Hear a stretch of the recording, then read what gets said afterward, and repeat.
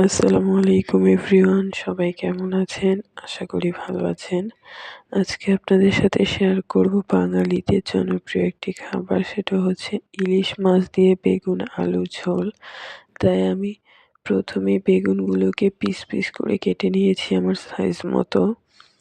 বেগুনগুলো কেটে এবার আমি আলুগুলোকে ছুলে নেব। ছুলে আমার সাইজ মতো কেটে নেব। সব কিছুকে কেটে আমি ধুয়ে পরিষ্কার করে নিয়েছি।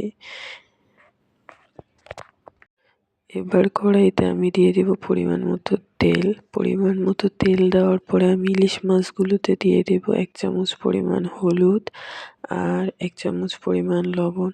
ভালোভাবে মেখে তারপর আমি তেলটাও যখন গরম হয়ে আসবে আমি মাছগুলোকে দিয়ে দেব। মাছগুলোকে দেওয়ার কিছুক্ষণ পর আমি নেড়েচেড়ে উল্টে পাল্টে ভেজে আমি মাছগুলোকে নামিয়ে নেব। বেশি ভাজবো না, যেহেতু রান্না করব তাই। এরপরে ওই একই তেলে আমি বেগুন ভেজে নেব। বেগুনগুলোতে আমি আগে থেকে হলুদ আর লবণ দিয়ে মেখে রেখেছি।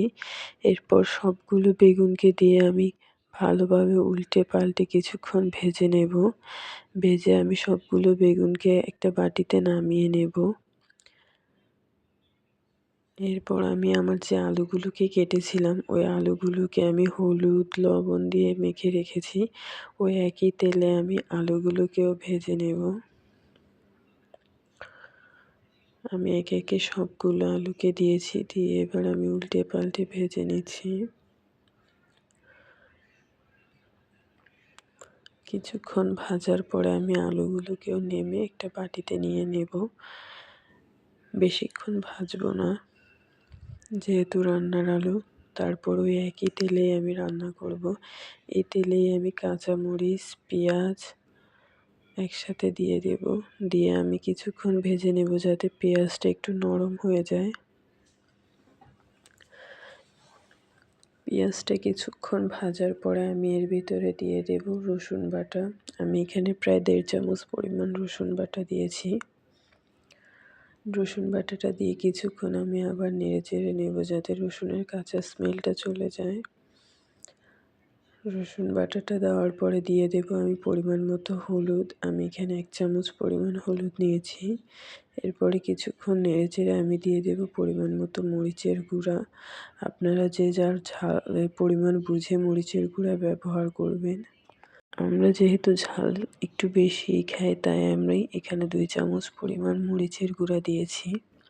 এবার আমি মরিচের গুঁড়াটাকে একসাথে হলুদের সাথে ভেজে নেব কিছুক্ষণ তেলের মধ্যে। তাহলে কি আপনার রান্নাটা একটু ভালো হবে, তেলের মধ্যে যদি একটু কিছুক্ষণ মশলাটা ভেজে নেওয়া যায়। এরপর আমি ভেজে নিয়ে কিছুটা পরিমাণ পানি দিয়ে দেব এই তেল মশলার ভিতরে। তারপর সবগুলোকে ভালোভাবে মিশিয়ে আমি কিছুক্ষণ ঝোলটাকে আমি গরম করে নেব। বলক এসে পড়েছে। আসার পরে আমি দিয়ে দেব আলু বেগুনগুলোকে দিয়ে আমি আলতোভাবে নেড়েচেড়ে দেবো। যেহেতু আমার বেগুনগুলো ভাজা তাই বেশি পরিমাণ নাড়াচাড়া করলে বেগুনগুলো ছুটে যাওয়ার সম্ভাবনা আছে। তাই আমি আলতোভাবে আলু বেগুনগুলোকে দিয়ে নেড়েচেড়ে নেব।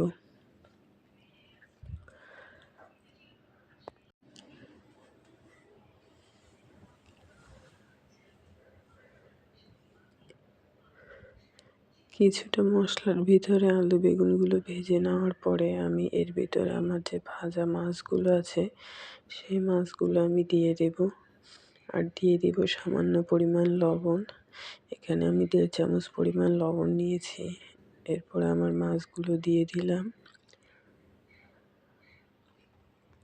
মাছগুলো দিয়ে এবার আমি পরিমাণ মতো ঝোল দিয়ে দেব। আমি এখানে 2 বাটি পরিমাণ ঝোল দিয়েছি। আপনারাও আপনাদের আন্দাজ মতো ঝোল দিবেন। ঝোলগুলো দেওয়ার পরে আমি কিছুটা আস্তে আস্তে, যেহেতু বেগুনগুলো আমার যাতে না ভেঙে যায়, মাছগুলো যাতে না ভাঙে, তাই খুব আস্তে আস্তে করে আমি ঝোলগুলোকে একটু নেড়ে দিলাম মাছ সহকারে। সব কিছুকে একসাথে দিয়ে এবার আমি দিয়ে দিব টমেটো।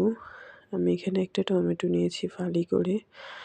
আপনারাও আপনাদের পছন্দ অনুসারে এখানে টমেটোটা অ্যাড করবেন। কেউ বাড়িয়ে দিবেন, কেউ কমিয়ে দিবেন। আমি এখানে একটা টমেটোই দিয়েছি। এরপরে আমি ভালোভাবে সব কিছুকে নেড়ে চেড়ে ঢাকনা দিয়ে দিব কিছুক্ষণ এভাবে রান্না হওয়ার জন্য।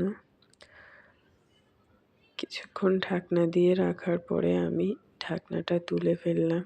এই যে আমার তরকারিটার বলক চলে এসেছে। এভাবে আমি আবারও কিছুক্ষণ ঢেকে ঢেকে রান্না করব। কিছুক্ষণ পর পর আমি আবার ঢাকনা তুলে নেড়ে দিয়েছি। এই যে আবারও ঢাকনা তুলে আমি নেড়ে দিলাম। এরপরে আমি নাড়াচাড়া করে পরিমাণ বুঝে আমার ঝোলটা রাখবো।